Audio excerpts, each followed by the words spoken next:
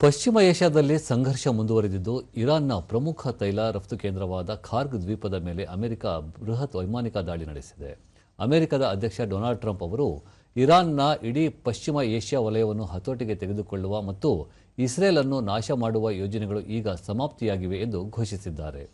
ಅಮೆರಿಕದ central command ಇರಾನ್ನ ಖಾರ್ಗ್ ದ್ವೀಪದ ಮಿಲಿಟರಿ ನೆಲೆಗಳ ಮೇಲೆ ಭಾರೀ ಬಾಂಬ್ ದಾಳಿ ನಡೆಸಿದೆ.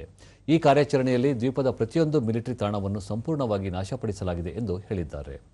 ಮಾನವೀಯತೆಯ ದೃಷ್ಟಿಯಿಂದ ಸದ್ಯಕ್ಕೆ ದ್ವೀಪದ ತೈಲ ಮೂಲ ಸೌಕರ್ಯಗಳ ಮೇಲೆ ದಾಳಿ ಮಾಡದಿರಲು ನಿರ್ಧರಿಸಲಾಗಿದೆ. ಆದರೆ ಹೋರ್ಮುಜ್ ಜಲಸಂಧಿಯಲ್ಲಿ ಹಡಗುಗಳ ಸಂಚಾರಕ್ಕೆ ಅಡ್ಡಿಪಡಿಸಿದರೆ ಈ ನಿರ್ಧಾರವನ್ನು ಬದಲಿಸುವುದಾಗಿ ಎಚ್ಚರಿಸಿದ್ದಾರೆ.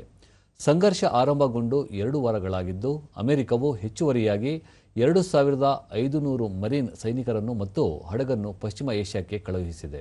ಈ ನಡುವೆ ಇರಾನಿನ ರಾಜಧಾನಿ ತೆಹರಾನ್ ಫಿರ್ದೌಸಿ ಚೌಕದಲ್ಲಿ ಪ್ಯಾಲೆಸ್ತೀನ್ ಪರವಾಗಿ ಆಯೋಜಿಸಲಾಗಿದ್ದ ಬೃಹತ್ ರ್ಯಾಲಿಯ ವೇಳೆ ಭಾರೀ ಸ್ಫೋಟ ಸಂಭವಿಸಿದೆ.